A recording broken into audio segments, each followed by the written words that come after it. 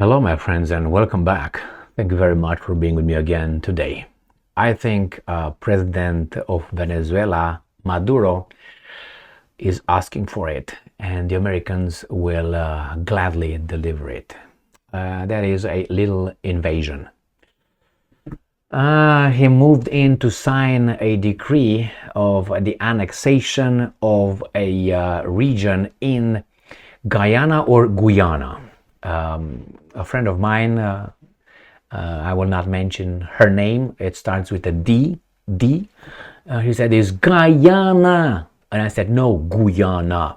Anyway, Guyana. So, just kidding.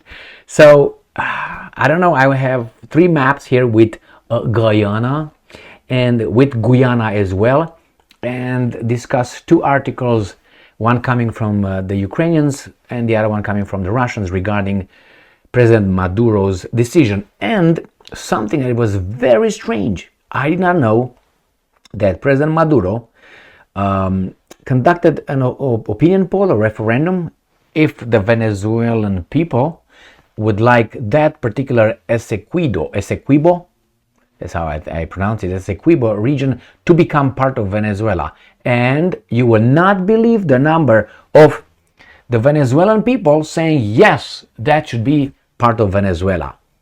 The will of the people. What are we going to do about it? So let's go and start with this. The new voice of Ukraine. Venezuelan president signs annexation decree for Guyana's Essequibo region. I'm sorry if I don't pronounce it as Guyana, but I pronounce it the way I want it. Why? Because I feel like that way. I'm a free person. I can do whatever I want. Only these guys. Hey, Mr. Kosman, please come this way. Maduro has further directed the establishment of units from the state oil and gas company PDVSA and the metallurgical conglomerate CVG in the region. The leader approved a new map of the country and appointed Captain Alexis Rodriguez Cabello as the sole regional leader. Is yours Zelensky's time? I guess not. If there would be one, maybe he's... Anyway, so let's see right here. Calling on the public to condemn right-wing groups supporting Guyana, Maduro labeled as a, and I'm quoting, betrayal of the homeland. He also criticized Luis Almagro, the Secretary General of the Organization of America's States, OAS, for backing Guyana's territorial integrity, asserting that his people, and I'm quoting, will never surrender to North American imperialism. Okay, now, the Essequibo region, known for its oil and gas deposits, has become a focal point of tension. Listen to this. In a referendum on December 4th, a few days ago, a significant 95% of Venezuelan citizens voted for the inclusion of Essequibo in their country. Guyana's President Irfan Ali viewed the referendum as a pretext for Essequibo's annexation. Now, this is what these guys are saying. Now let's go to see and see where this is occurring. So we got the map of South America. Venezuela is the one right here, like the brick color, and the other one is like, I don't know, close to blood color. So this is Venezuela, this is Guyana or Guyana, it is Trinidad Tobago, this is St. Vincent and the Grenadines. All right, Barbados right here, Granada. Okay, so here's this. Now I'm going to show you a detailed map where this Guaracasibo Pacalamino is. Here. So this is just Guyana right here. All right, and the whole chunk I find here, Upper Essequibo. So this is Upper Essequibo, which is the Lower Essequibo. Well, I'm going to find it for you. And it's right here.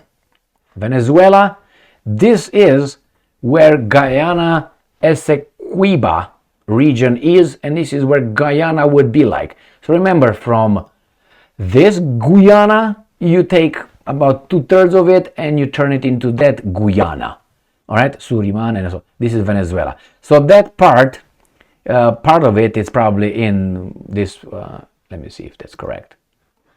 No, the whole thing, the whole chunk is in Venezuela, in Guyana, because you see this little thing here, So this is going to be part of Venezuela, Mr. Maduro said. So that's one article. Remember, 95 voted for. What is he supposed to do?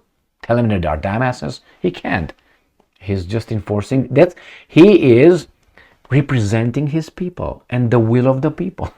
I'm just BSing.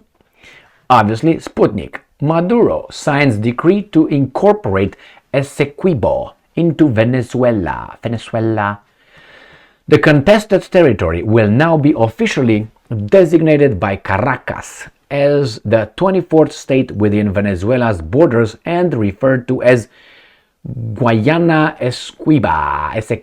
Okay, according to Venezuelan media, President Maduro has officially signed decrees to incorporate the western region of the neighboring Guyana, known as Apapap in Venezuela.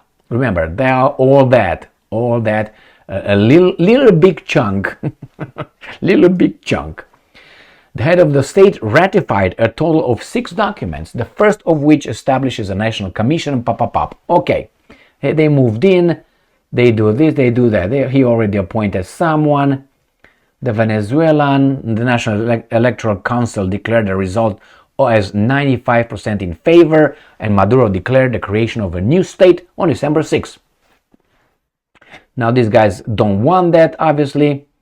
Guyana referred to the dispute to the International Court of Justice in 2018 after Maduro objected to former Guyanese President David Granger granting oil exploration rights off the Essequibo coast to, there we know who the guys are, ExxonMobil, the US-French oil transnational previously headed by then US Secretary of State Rex Tillerson.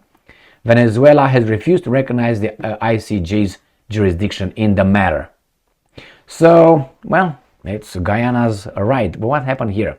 Venezuela has been in dispute over the Essequibo. Let's see what the hell happened, right? With Guyana and its former colonial master, the UK, United Kingdom, the good ones.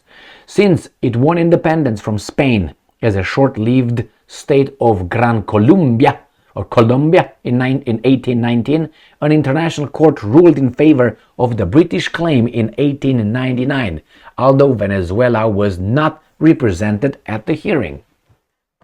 So, what these guys did is past. What is the future? I suspect that Al Capone will be like, finally, now the world will see that we are the good ones and we're gonna fight a new good war right here in our little backyard, right? The Monroe Doctrine, and they will go and fuck them up. And I don't know if the Russians will or could do anything about it, or the Chinese, or maybe the Iranians. This is gonna be exploding to a certain point. There's too many focal points on this planet that are ready to explode, and it's the same guy who uses the fan to start it, to make it to just burst. If you made a campfire, when it gets from 1 second, just gets the big flame, then it's done. You can just add more and more. We have now Venezuela, we have Iran, you can call it Gaza. We have the Middle East, obviously that one, which is Gaza, if you want, but actually is Iran. Then we have now Houthis, Yemen is another one. Then we have the Balkans. Then we have Taiwan. Then we have the little woodchuck from North Korea. So we have at least 6 focal points. And in all these 6 points, you find only one country everywhere. The country of good. Can you guess who that is? Yeah, Al Capone. Correct. Why? Because that's what we do. We help everyone. We have a moral obligation for the rest of the world to make sure that we lead them. That means a synonym for leader, we are in charge, or we are in control, or we are, you know what I'm going, right? I'm not shy about it, but that's not the point. The thing is going to be, Maduro is going to be gone.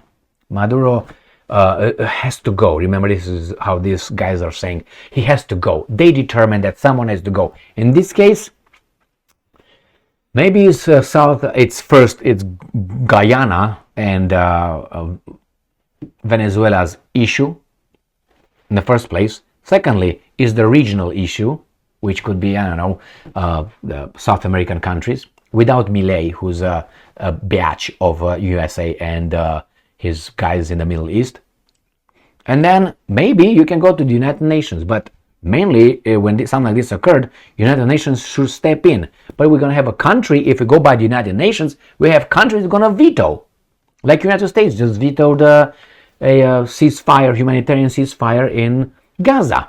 Yesterday, is dead and gone. Yes, that's exactly what's going to happen. Someone's, I'm suspecting, maybe Russia and China will veto the whatever these guys are going to push. If I don't think the Americans will bother to go to the United Nations. I think the Americans will do what they do best.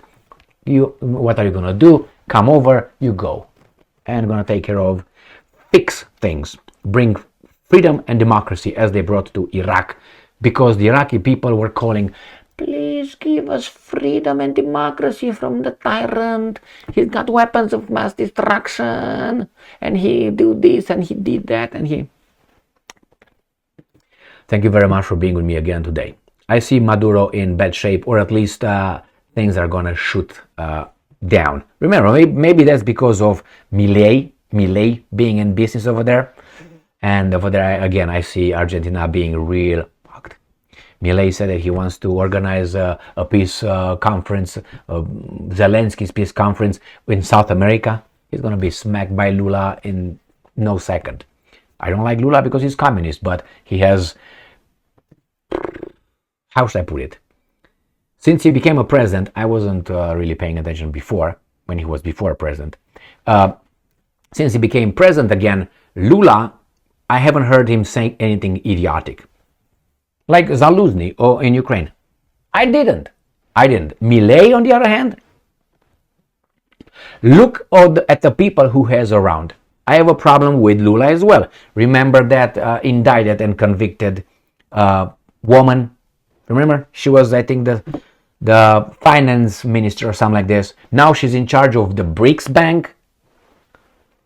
That for me it was... I'm not very familiar with what's going on over there. It was corruption, and I don't know, but I don't think so. So same, Milei. Look at who he put Milei in charge: foreign minister, prime minister, ambassador to United States of America, the U.S. ambassador to Argentina, and you're gonna realize, and he wants to be one. He's an eager. Thank you very much for being with me again today. Stay strong, stay smart. Look for the truth and be just.